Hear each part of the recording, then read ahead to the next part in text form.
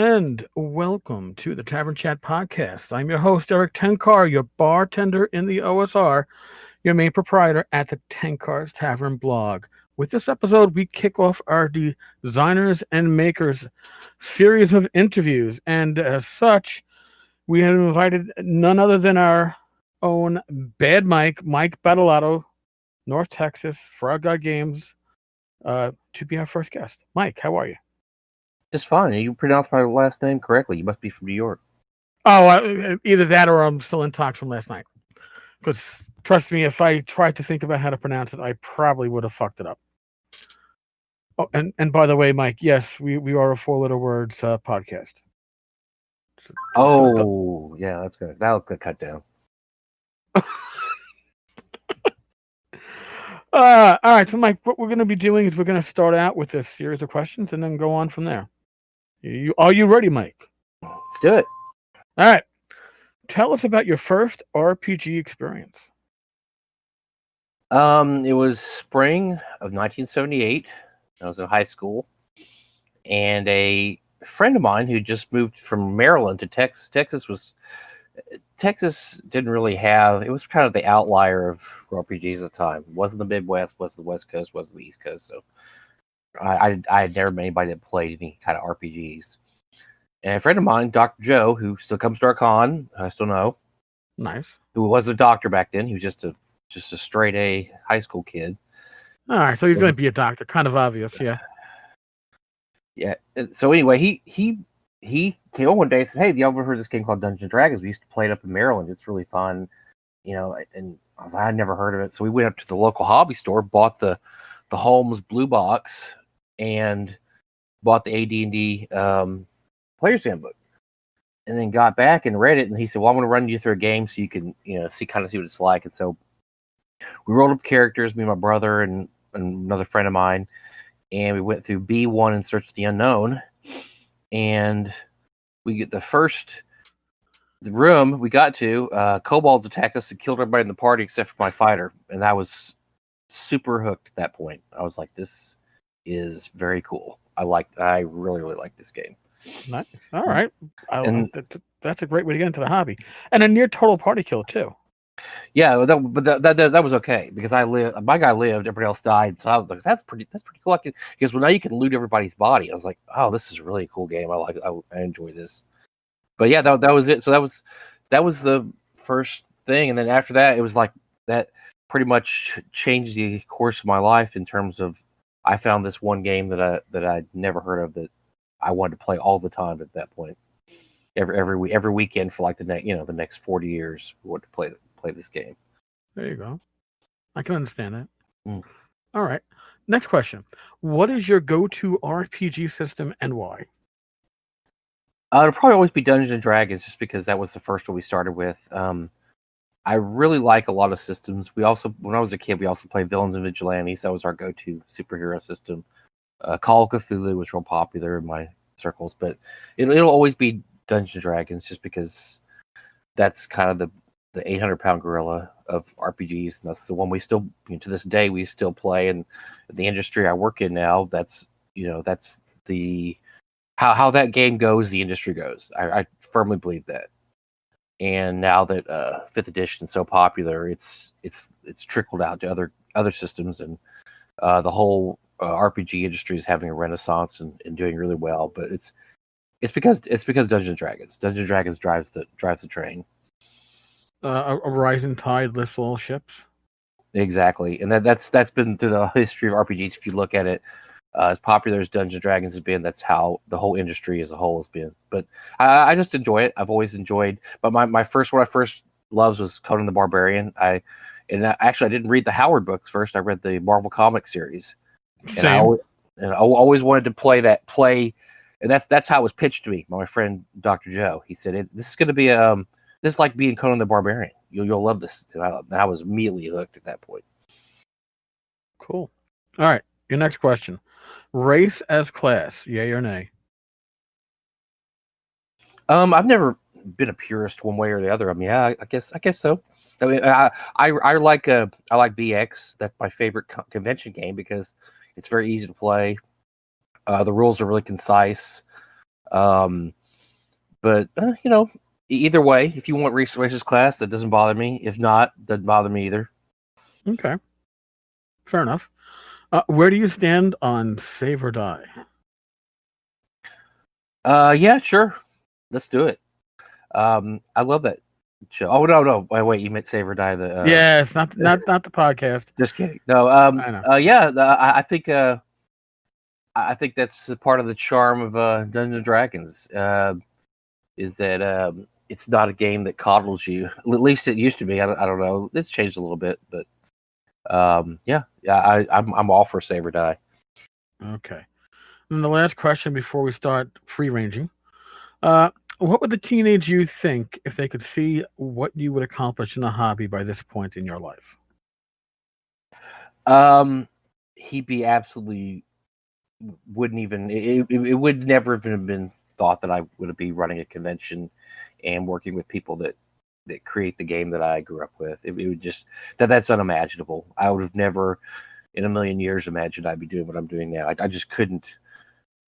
This is a guy that, like I said, we lived in grew up in Texas, and there weren't very many hobbyists down there. There were pretty much no game conventions. There was nothing going on in the hobby. Guys like Gary Gygax seemed like they were a million miles away, being in Wisconsin. I would have never thought I'd be hanging out with Gary Gygax's sons, or calling up Luke Gygax just for fun, or emailing Luke Gygax, or talking to Ernie. I mean, Gary Gygax's sons. It's just stuff like that. It just blows my mind every day that I'm actually doing stuff like that.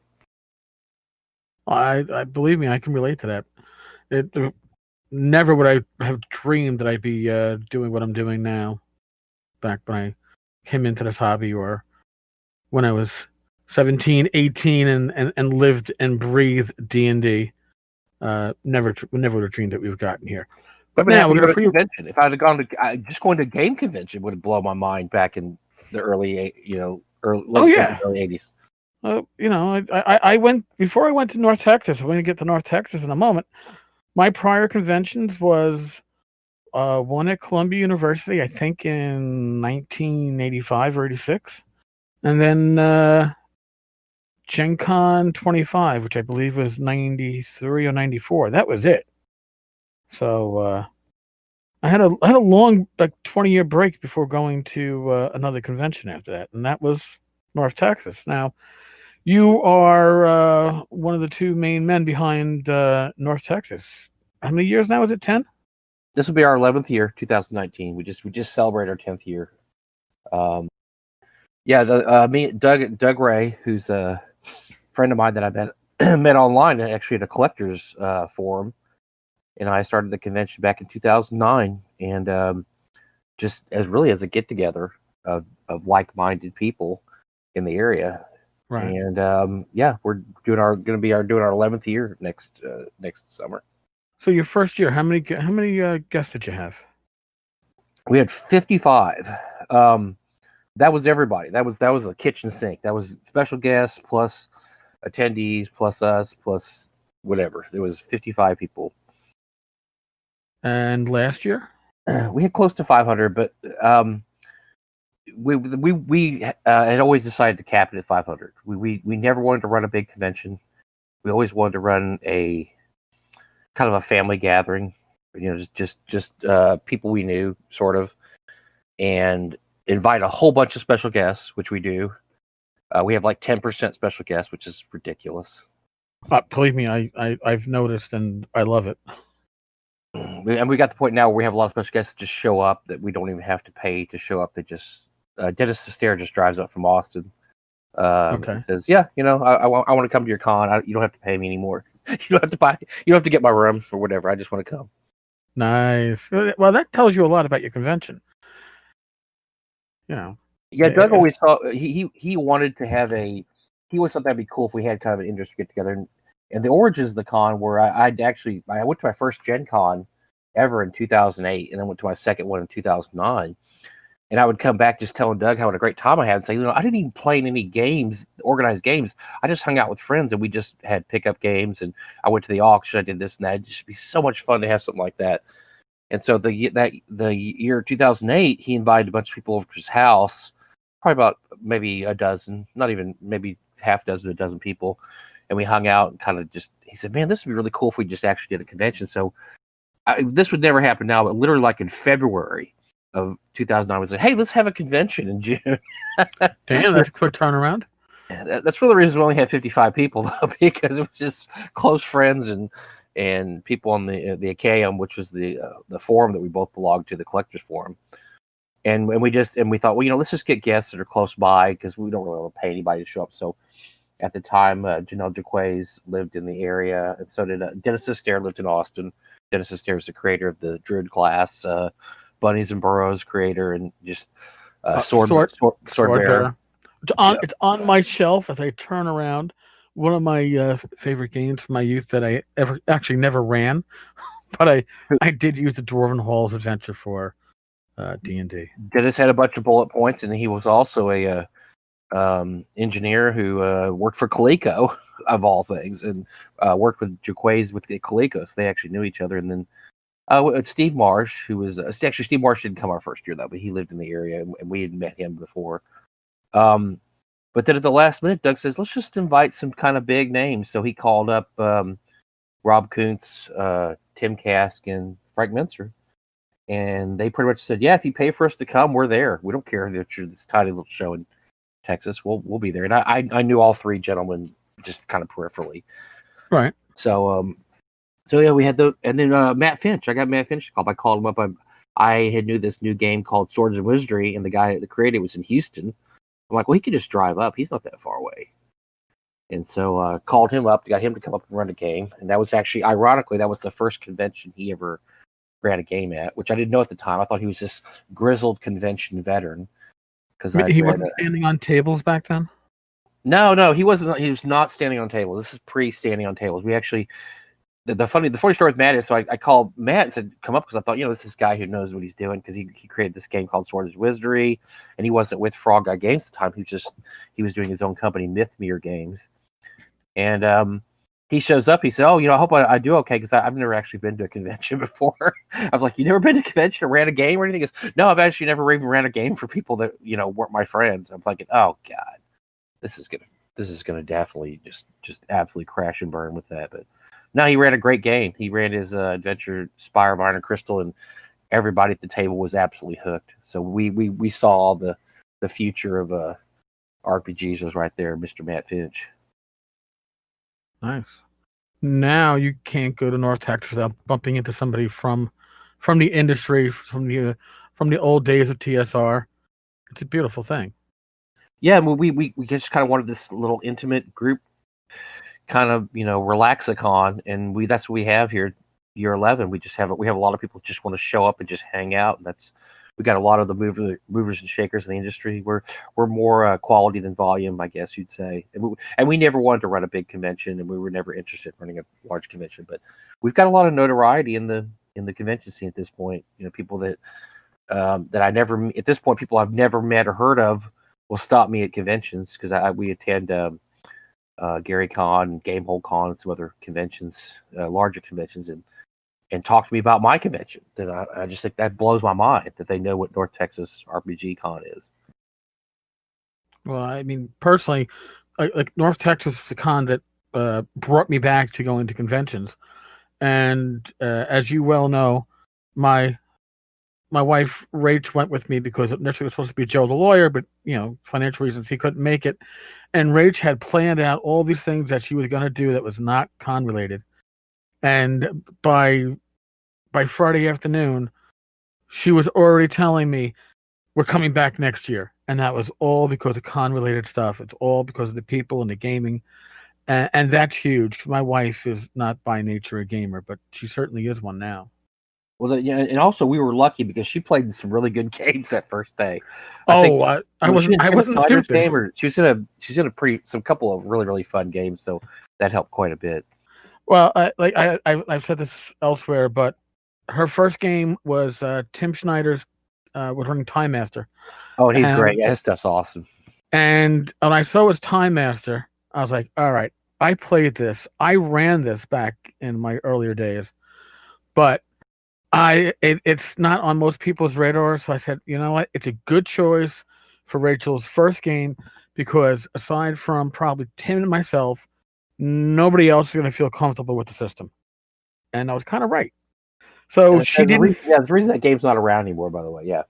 Yeah, well, it's around, but it's published now as under Pacesetter, but it's Goblinoid Games. Yeah, the Labyrinth Lord guys. Yeah. Yeah, but I was like, let me find a system that is more obscure, so she's not going to be playing. Her first game won't be playing. I don't know, basic D&D or one of the clones with a bunch of people who have the rules memorized. Let's play a game where nobody but the game master probably has these rules memorized. So it gave her a level field. And honest to God, when she picked up on it, she was all in. And I was like, thank you, God. So yeah, the first year I barely saw you the first year you were there because you were the bar almost all the time. I mean, it's truth, you were. Every time I walked by, you were in the bar telling what a great con it was, and then we picked up that Rachel was just having this incredible time. And so I said, we got to get Eric to come back to our convention. Let's just, I told Doug, let's suck up to his wife. And so we gave her kind of a backpack just full of swag and gave it to her. And so that, because we already could see she was getting hooked. Like, let's really get her hooked. Let's give her a bunch of free stuff. And I think it worked. Yeah, she was already, like I said, by that Friday, she was already hooked. She'd already played. And that was, I had forgotten about con fatigue because I filled our days with stuff to do, and I also had friends that were local in Dallas, the Dallas area, that took us out on Saturday afternoon. We got to see at least some of the local sites in Fort Worth that first year, but it was by the time Sunday morning rolled around, I was gamed out. I was supposed to be in Matt's game for a second session, and I was just like, I walked out like, Matt, we can't do it. We are done. Yeah, that's the thing. People that hadn't gone to con a long time, they schedule every session, and by Sunday, it's like, I can't do this anymore. I thought I could do it. I can't do it. Even if you're young, it just gets you. So when you get older, you learn, I'll schedule a session here. I'm going to take time off to go to the bar and drink and hang out with my buddies here, and then I'm going to go to the vendor room this time, and not to do something every single session. Well, what I'm enjoying now about the cons, since as you well know, because we both work them, is working the table for the Frog God booth, because you get to socialize, and it's a central location that people can find you if they want to socialize with you.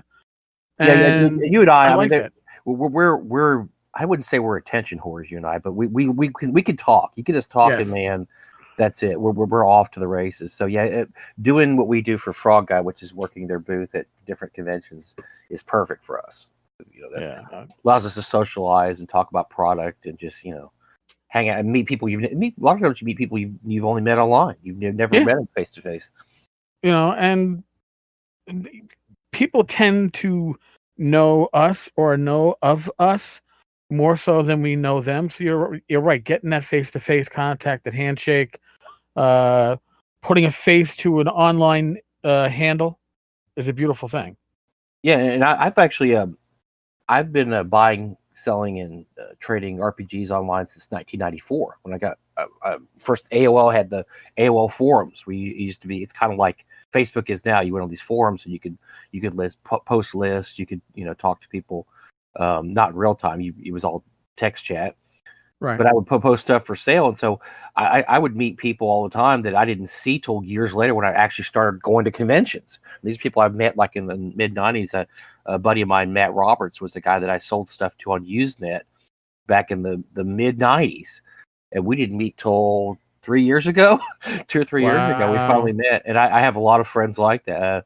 Jason Zavoda was a guy that we actually both bought, sold, and traded online in the early '90s. And I didn't meet him till our first North Texas convention he attended.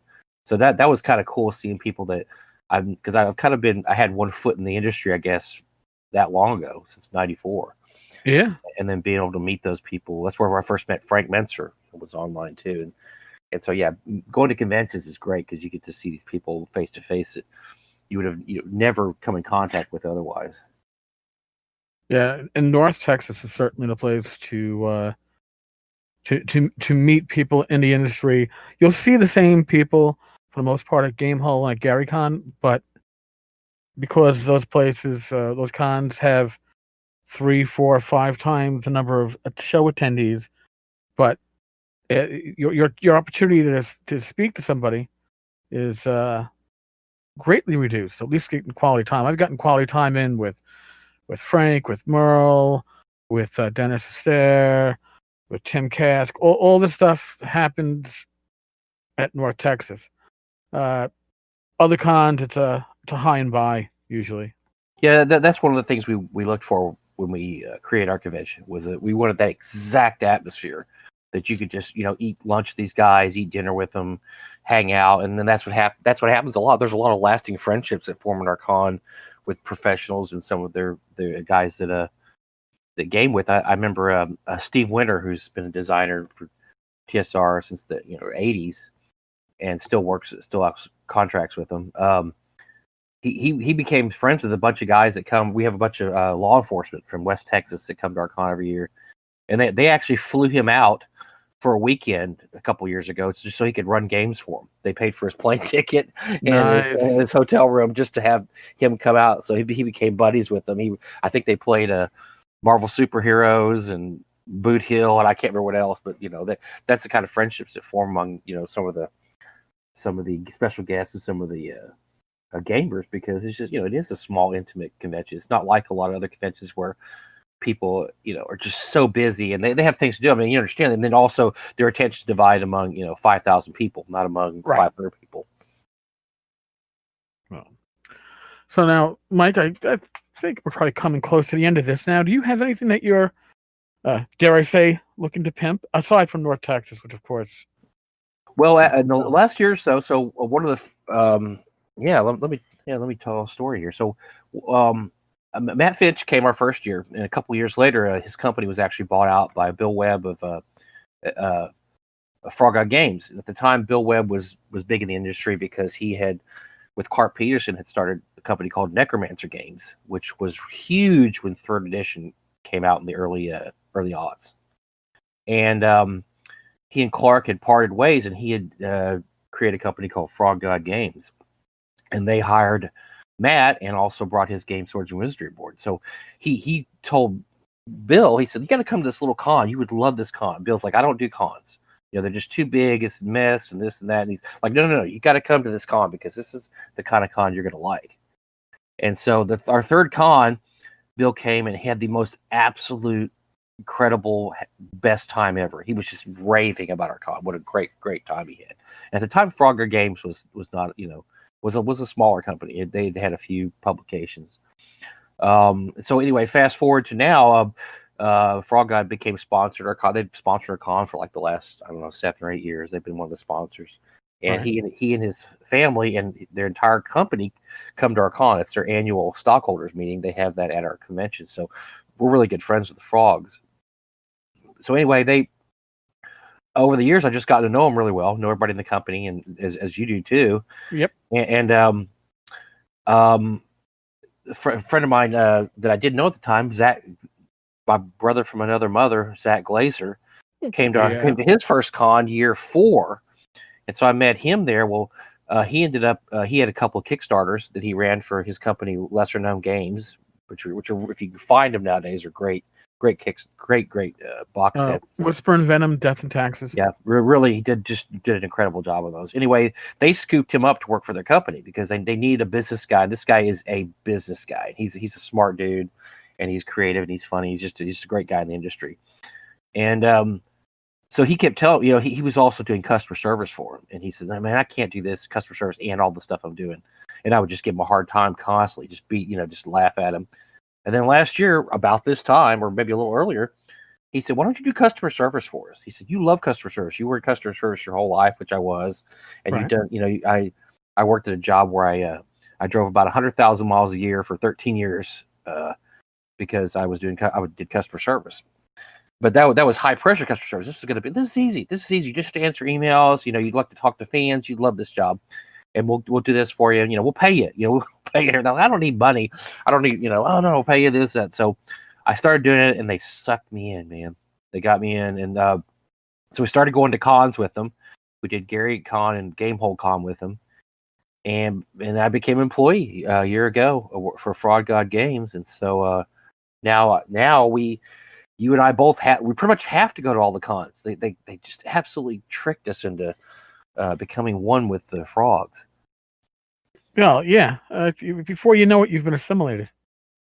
Yeah, and so I mean, I still love it. So it's been a year. I've been doing this for a year now. It didn't even seem like a year because it is a great job. I'm glad I started doing it. And now I do of course that's not all we do now. It's like you're supposed to do this. It's like you wrote Swords and Wizardry Light, which is, hey, that's cool. This is a really fun, fast play, easy game. And the next thing you know, you're coming to every con now, and and doing all kinds, helping set up the booth. By the way, you thank goodness you come and set up the booth because I have no eye for that. I worked in retail for years, and I can't set up anything. And it's good just to unplug everything, or just to unpack everything and leave it there, then come back and you have Rachel have set up the entire booth and done a good job because I can't do that. Well, we do try. We do try. Again, my retail experience was yes, Donka. I know somebody's out there. Somebody's. But yeah, it is a whole thing of. I used to hang out with the display people because their office is right next to the electronics department. So I kind of picked up some of their eye, I guess. And Rach is obviously a woman. She tends to have that eye by nature. So yeah, it works out pretty well. But yeah, so so because of the convention and the connections, and so anyway, I get to talk to Bill Webb all the time and work for Frog Guy, which is kind of cool. So I actually have a stake in the company. I'm a stockholder now with Frog Guy, which is also something I would have never imagined, as a possibility when I was a kid. But that part's great. I mean, and so now I have a stake in the industry that I just was a kind of peripheral figure in for decades. Now I actually have a stake in the industry, and I get to hobnob with some of the big names. That is awesome. As do yourself and your wife, because now you're a fixture at cons. People see you coming, and they know what you're up to and what you're doing. Yeah, and the first couple of cons, everybody was asking me about like the blog. This time at Game Hall, everybody was coming up and talking about the podcast. So go figure. No, I mean it's cool. I mean, because you do get. I mean, working for a company like that, it's kind of cool because we go to conventions now, and we used to go to conventions. It was all fun because you're gaming, you're meeting people, and now there's a little work involved. But the work is it's the kind of work you dreamed about as a kid. It's like, hey, I'm going to be sitting here. I'm going to sell these RPG modules, and these RPG books, and get to talk to people. And oh, look, I have a picture of last con. It's me and Mike Carr and Merle Rasmussen. I get to have my picture taken with two of my childhood heroes, while I'm working a booth at a convention that, my company paid for me to go to. I mean, I'm 55. I wish I was 35, because that would blow my mind. It wouldn't be the same. Trust me. Listen, when you're a kid, you dream of being an astronaut. It's the dream because you're never going to achieve it, but it's a safe dream. Being a published RPG author and being involved in the industry was a safe dream because I knew I could never accomplish it. But I was wrong.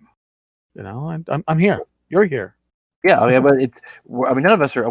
Neither of us are James Bond, of course. No, we haven't been published, and have written, dozens and dozens of publications like he has. I mean, I don't know how he doesn't get up every day and just look in the mirror and say, "I'm bad," because that's But those guys like that's incredible. We're the rung below that. We're kind of the right on the ladder below that.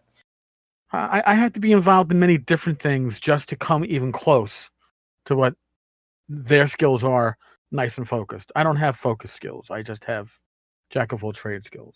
We have schmooze skills. Schmooze skills. I like that, Mike.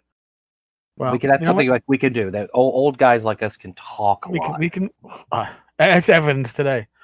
I think that we will pretty much call it now. I think this has been good. You know what, Mike? It's been so good. We'll probably have to bring it back for a second.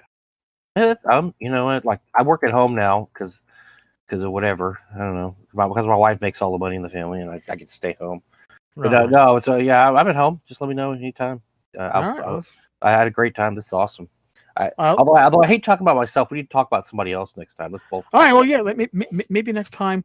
You know what? Maybe next time we'll bring in Spawn himself, and then we'll both interview him. Oh God, me, you, and Spawn. That would be a 3-hour show. Well, all right. Well, that one we definitely have to break up into pieces. Yes, that would be part 1, part 2, part 3. Yeah. Yeah. Well, like I said, on that note, Mike, thank you very much for joining. Yeah. Thanks for having me, man. It's been great, folks. Thank you for listening.